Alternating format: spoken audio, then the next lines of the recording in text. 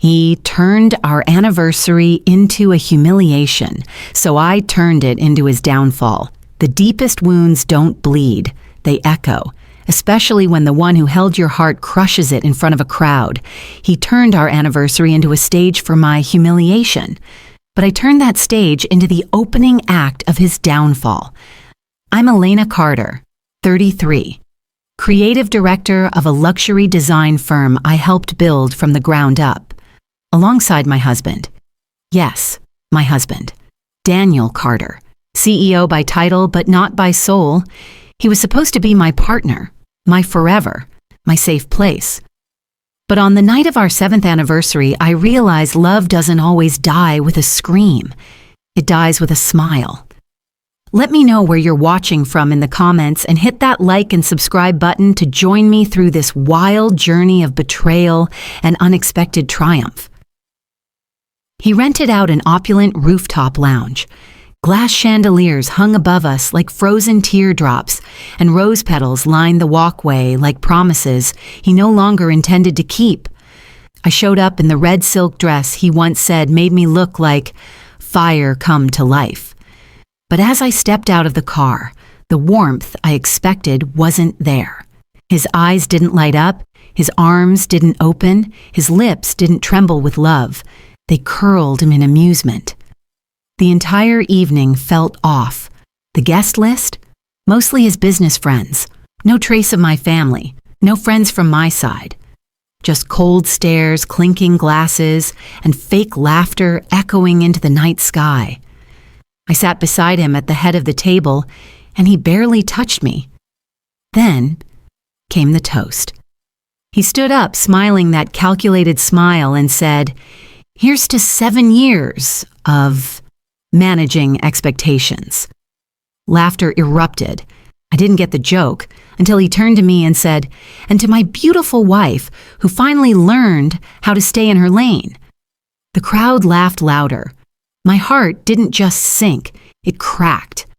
That was the moment I realized. This wasn't an anniversary dinner. It was a carefully orchestrated humiliation, and I was the centerpiece. I smiled back. Not because I forgave him, but because I was already planning his downfall. Later that night, as I was removing my earrings in silence, I opened Daniel's laptop to retrieve some client files for a Monday pitch I had prepared. The browser was open. His emails were flashing with a subject line I'll never forget: prenup loopholes plus dividing Elena's equity. And beneath it, a draft to his lawyer about quietly initiating a divorce, after transferring my shares of the company to a hidden LLC. The man I built a life with was plotting to erase me while I was busy decorating our future. He smiled during dinner, not because he loved me, but because he knew I had no idea what was coming. But he was wrong, because now I knew everything. And if he thought that rooftop dinner was a performance, he hadn't seen anything yet. This is the story of how I turned a public betrayal into poetic justice. This is the night the mask cracked, and the real Elena was born. Sometimes, the most dangerous woman in the room is the one who says nothing but sees everything. The morning after the rooftop dinner, my world looked exactly the same, but nothing felt the same. The sun rose, coffee brewed, and Daniel hummed his usual tune while tightening his tie like he hadn't shattered me 12 hours earlier. But I sat across from him, sipping my espresso slowly, silently. He didn't know I had read the email. He didn't know I knew about the hidden LLC, the prenup exploit, the plans to quietly erase me from my own company like I was just a signature on a forgotten contract. He didn't know that I had changed. I met Daniel when I was still designing dream rooms for half the price they were worth. He believed in my talent.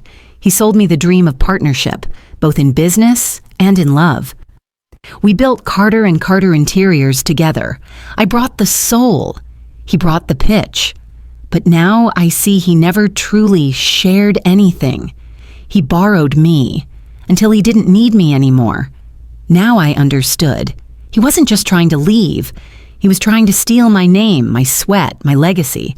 But he underestimated the girl who used to stretch rent money into runway looks and lived off ambition when nothing else paid the bills. I didn't confront him. Not yet. Instead, I played my part. I let him believe I was still the fool in love, still clinging to the dream. I needed time. I needed allies. And I knew exactly where to find one. Her name was Vivian Langley, our former legal consultant, the sharpest mind I'd ever worked with, and one of the few people Daniel had underestimated because she left quietly after a disagreement over ethics. That disagreement? She refused to help him screw over a former vendor. I remembered. I called her. When she answered, her voice was velvet mixed with steel. "Elena, I was wondering when you'd reach out." She wasn't surprised. She knew. I met Vivian in a quiet coffee house tucked in a back alley of the city, the kind of place where secrets come alive. I showed her the email. I didn't cry, not once. I was done crying. I was planning. Vivian leaned in, lips tight. "He's sloppy. He used your firm's account for that email. Legally, it's yours." Poetic, right? His own arrogance just handed me my first weapon. "I want to destroy him," I whispered. Vivian looked at me long and hard before saying, "Then you'll need to play a longer game than he ever imagined, but we'll need help." And so began the quiet build of my army. First stop? Andrew Hartley. Our CFO, smart, brutally honest, loyal only to numbers and justice. I didn't tell him the full story, just enough. Just enough for him to start digging into the company finances, and what he uncovered made my blood freeze. Daniel hadn't just opened one LLC, he'd opened 3. And one of them was actively funneling client deposits into a personal fund registered under his mother's maiden name. The audacity. That's when it hit me. This wasn't just betrayal. This was theft. This was war. Back at home, I lay next to him that night, his body warm, breath steady, as if he hadn't turned my world to ash. And still, I didn't flinch. I didn't scream. I didn't even move when he kissed my shoulder and whispered, "You're quiet lately. Everything okay?" I turned and smiled. "Yes," I said. "I'm just thinking about how lucky we are." He smiled back, smug and blind. But luck has nothing to do with what was coming next. Because the next time Daniel Carter would see my face in public, it wouldn't be across an anniversary table. It would be behind a podium, with lawyers by my side, and truth on my tongue. This wasn't just revenge. This was redemption wrapped in silence. And I was just getting started. Grief taught me to whisper. Betrayal taught me to listen. But revenge taught me how to speak without ever saying a word. Daniel still kissed my forehead each morning before leaving for his meetings. He still sent me texts in the middle of the day, smiley faces, fake concern, empty little hearts. And I still replied, because in his mind, I was still asleep. He had no idea I'd woken up with fire in my chest and war on my breath. My mornings began earlier than his now. While he made coffee, I dug into our shared business accounts. Passwords he thought I'd forgotten, contracts he believed I didn't understand. But every line of that paperwork was once drafted with my fingertips. I didn't just sign the foundation of our design firm, I built it. Every client, every lead, every blueprint that turned to gold started with me. So as Daniel plotted my exit, I studied his every blind spot. The beauty of being underestimated is watching them dig their own grave while they hand you the shovel. I discovered something that made my blood run cold. Daniel had funneled nearly $180,000 from our joint earnings into a shell company. On paper, it looked like a marketing expense, but the paper trail led to... Her name was on the vendor list. Her boutique firm had received the money for branding strategy. In reality, it was the down payment for the condo, for their condo. I remember standing in my office, alone, shaking, but not from fear, from rage, from clarity. This wasn't just infidelity, it was embezzlement. Masked in marital trust. Daniel hadn't just betrayed me, he'd robbed me, publicly, and with a smile. So I played my role better. I kissed him goodnight. I laughed at his jokes. I asked him when he'd be back from Miami, knowing damn well there was no conference. Only her, but I had backup now. Vivian worked with a forensic accountant. Mark Reynolds, retired IRS investigator. Together, they began assembling a financial autopsy. Every misused dollar, every hidden transaction, every false signature. It would take weeks, maybe a month. But the clock had already started ticking. Meanwhile, I began something Daniel would never expect. Charm. I reached out to clients, our top 10. All ones Daniel had ignored or failed to follow up with. I invited them for coffee, for preview tours, for elegant lunches where I whispered about shifting priorities in leadership. They liked me, always had. And when I hinted that I might soon be launching a B solo expansion. Of our firm, most of them smiled and said, "Keep us posted." Daniel thought he owned the business, but he forgot I owned the relationships. Back at home, I found myself staring at the man I once thought was my forever. He smelled like cedar and sin. He sat across from me, eating risotto I made while discussing office plans and pretending to be tired from work. He didn't know that while he chewed, I was removing his name from the client database. That while he slept, I was transferring key files to a private server. That while he spoke, I was documenting everything. And still, I smiled, because this version of me, this wasn't the Elena who cried in the shower or begged for honesty. This was the Elena who was building a storm powerful enough to drown him in his own deceit.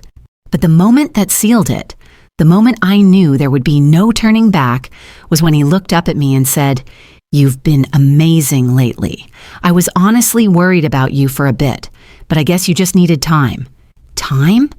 No, Daniel, I needed fuel, and you gave me gallons. Let's keep building this together. Betrayal doesn't always roar. It often whispers while kissing your forehead goodnight. I woke the next morning to the silence of a house that no longer felt like home. Light filtered through our sheer curtains, golden and deceptive, painting everything in the soft glow of a lie. Beside me, Adrian still slept. His face, peaceful, as if he hadn't shattered the foundation of our vows with a smirk and a signature. But I was awake now, in every possible sense of the word. I slipped out of bed like a ghost. My feet barely touched the floor, but the weight in my chest was crushing. The woman I'd been before last night had died quietly in that restaurant booth, while Adrian toasted to the life he was planning without me. The documents I had found confirmed everything. Offshore accounts under his name, assets moved without my knowledge, a prenup he had secretly rewritten and notarized. And worst of all, a series of emails to a woman I had once called a friend. Her name was signed in a way I could never forget. Love always, Marissa. My world didn't just crack, it caved, but I didn't scream, I didn't throw things. That would have satisfied him too much. I brewed coffee with steady hands and ice in my veins. If Adrian wanted war, I would give him a war he wouldn't see coming. I sipped slowly, tasting bitterness and betrayal in every swallow. He came down the stairs with that same rehearsed charm, planting a kiss on my head as if last night hadn't happened, as if I hadn't watched him serve my heart on a silver platter, then replace it with paperwork soaked in greed. "Morning, babe," he said casually. "Morning," I whispered. Not because I meant it, but because I had already begun writing the prologue of his downfall. As he left for work, I smiled, not because I was happy, but because I had decided something far more dangerous than rage. I would heal with strategy, not sobs.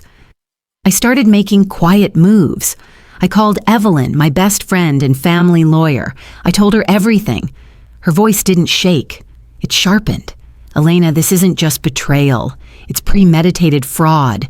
You have grounds not only for divorce, but for reclaiming everything he tried to bury." I met with her that afternoon, folders in hand, dressed like the calm before a hurricane. I wasn't just fighting for love anymore. I was fighting for the woman Adrian thought he could erase. "I'm ready," I told Evelyn. She nodded. "Then so is justice." Over the next week, I played my role perfectly. Smiles in public, laughs over dinner, the devoted wife clapping at his firm's charity gala. Meanwhile, every file, every email, every fake transaction was being cataloged, backed up, and locked into a case that would destroy the version of himself he sold to the world. I wasn't just preparing for a divorce, I was preparing for a reckoning. But the hardest part was pretending I still believed in him. That every kiss goodnight didn't feel like a blade pressed to my throat. That every I love you didn't echo hollow in the chambers of my broken trust. I began recording everything. Voice memos, screenshots, conversations cloaked in sweetness but laced with intent. Every lie he fed me became a thread I pulled. And I pulled carefully. Each day the grief ebbed and made room for power. Not the kind that screams, but the kind that watches, waits, and plans with precision. And in those quiet nights when sleep wouldn't come, I'd stand before the mirror and whisper, "You were made for more than his manipulation." That whisper became a mantra. That mantra became a weapon. Soon I wouldn't just reclaim my freedom, I would rewrite the narrative he tried to trap me in, because while Adrian prepared to discard me like a forgotten chapter, I was busy becoming the plot twist he never saw coming. People often ask, when did he realize he was losing everything? And I smile because the truth is, he never saw it coming until it was far too late. Adrian had always walked through life like the world owed him applause. The tailored suits, the expensive watch that ticked louder than his conscience, the fake charm which, to the untrained eye, passed as charisma. But underneath it all was a man who believed he was untouchable, a king in a castle built on deception. And kings, my dear, always forget that crowns can crack. It began on a Wednesday, a quiet, forgettable Wednesday for him. But for me, it was the first move in a game I'd been playing with precision and patience. I had spent weeks collecting proof, documents, voice memos, wire transfers, messages to Marissa, and with Evelyn's help, we filed everything. But I didn't want to humiliate him in court just yet. No, not yet. First, I wanted the world to start doubting the mask he wore so proudly. The firm was hosting a business networking luncheon. Dozens of local investors, socialites, executives, everyone Adrian sought validation from, were in attendance. I arrived late on purpose in a black silk dress that whispered, "Poise, not revenge." And when I walked in, all eyes turned, because people remember a woman who's supposed to be broken. And when she's not, they start asking questions. Adrian rushed to greet me, the fake concern in his eyes almost laughable. "Elena, you look stunning," he said, voice tight, eyes scanning the room to see who was watching. "I always have," I smiled. "You just forgot." He blinked. I stepped past him like he was just another face in the crowd. I found Evelyn at our table. She handed me the folder, sealed and ready. And then it began. Just before Adrian's keynote speech, I stood. "I'd like to say something," I said calmly, holding the mic like it was a sword. There was a hush. This luncheon celebrates growth, ethics, and trust in leadership. But what happens when the very person leading us violates those values behind closed doors? Whispers, nervous glances. I continued. What happens when a man hides funds in offshore accounts, rewrites legal documents without his partner's consent, and builds his empire on betrayal rather than honesty? Adrian's face turned pale. My voice didn't shake. Integrity isn't something you claim. It's something you live. And today, I choose to stop being silent. I handed the envelope to the head investor. These are not just words. These are facts, verified, time-stamped, and legal. There was no shouting, no drama, just the sound of every illusion cracking around Adrian like glass under pressure. He stood, stammering, trying to control the room, but the damage had been done. The whispers turned to stares. The investors backed away from him like he was poison in a champagne glass.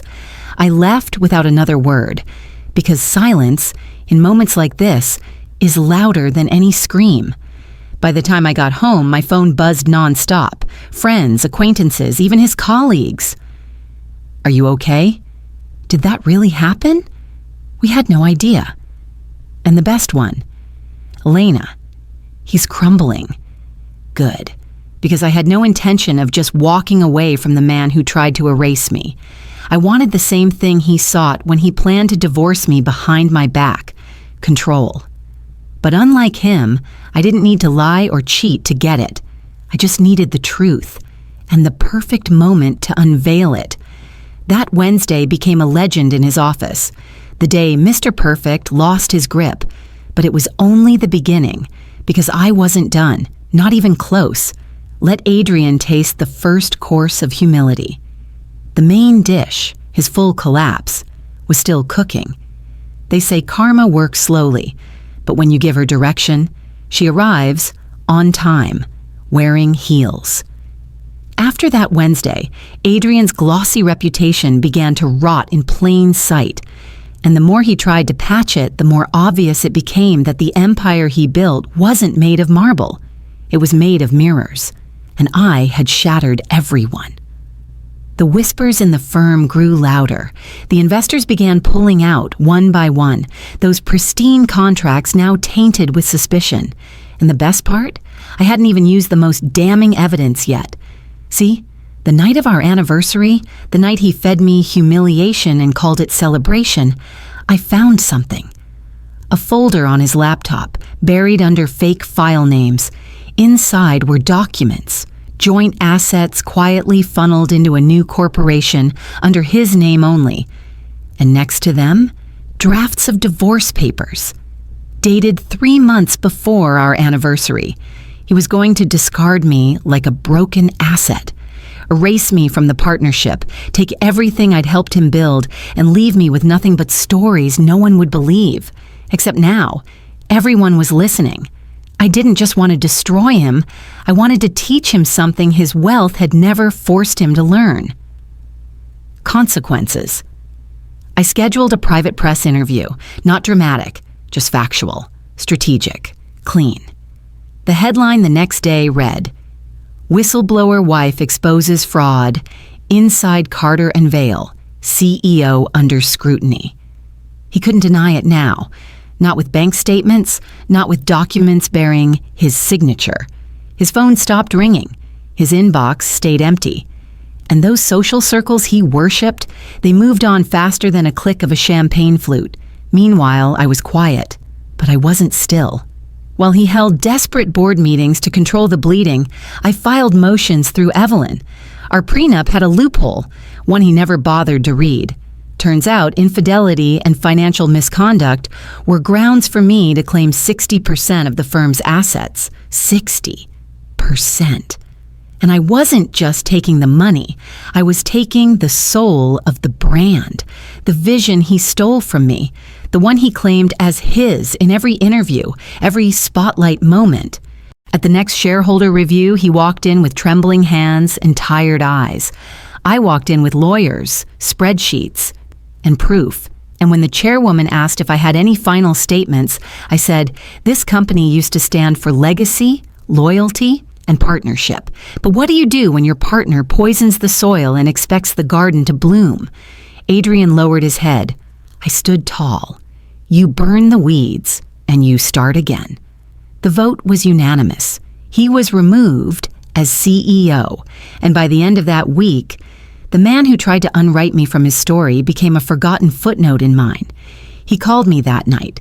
No fury, no pride, just silence, followed by 6 broken words. "You really planned all of this?" I could have told him the truth, that I hadn't planned revenge. I had planned respect. I had built this legacy beside him with love and loyalty. But when he weaponized my devotion, I rebuilt myself with something far stronger: self-worth. So I said the only thing he truly understood: checkmate. Then I hung up, not with hate, with peace. Because this wasn't the end of the story. This was my rebirth. He had turned our anniversary into my funeral, but I turned it into his reckoning. And from the ashes of his betrayal, I was now standing taller than ever before. Some people fear the fall, but I learned something far more powerful. Sometimes you have to lose everything to remember who you really are. After Adrian's collapse, there was silence. Not the kind that feels empty, but the kind that heals. The noise of his lies, his vanity, his control, it was gone. And in that stillness, I found myself. For the first time in years, I woke up without dread in my chest. No second-guessing my words, no shrinking to make space for his ego. I could breathe, and oh, how free. That breath felt. I bought a little office downtown. Nothing flashy, just light hardwood floors and glass walls that reminded me I had nothing to hide us anymore. I named the firm after my grandmother, Clara and Company, because she once told me, strength doesn't scream, Elena. It simply stands. And that's what I did. I stood. Clients came. Stories spread. They didn't come because I was the woman who exposed Adrian Carter. They came because I was the woman who built something brilliant out of ashes. I didn't chase power, but somehow it found me. Meanwhile, Adrian tried to stay relevant. New partnerships, weak PR stunts, even a televised apology. But when the mask falls off, it's hard to put it back on without people noticing the cracks. I didn't waste energy watching his downfall. That wasn't my legacy. My rise was. And then came the letter. It arrived on a rainy afternoon, handwritten, his handwriting. I know you hate me, but I want you to know I hate me too. You were the best part of my life, and I destroyed it. If there's anything left of the man you loved, know that he's sorry. Adrian. For a moment, I sat frozen, because that letter wasn't about closure. It was a confession. The final nail in the coffin of who he used to be. I didn't respond. Forgiveness doesn't always need an audience, but I did feel something I never expected. Peace. Because I hadn't just survived, I had transformed.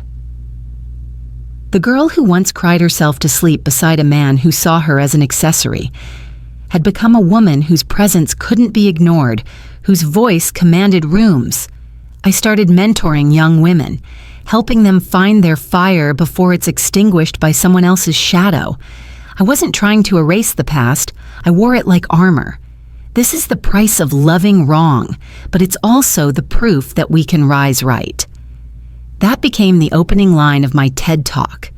Yes, Elena Carter, once humiliated at her own anniversary dinner, now standing in front of thousands, not as a woman scorned, but as a woman reborn. And when someone asked me backstage, "What would you say if you saw him again?" I smiled. I'd thank him for breaking the woman I was, so the woman I was meant to be could walk out of the ruins. This wasn't just my revenge, it was my rebirth, because the most powerful story is not about the man who failed you, but the woman who found herself when the world forgot her.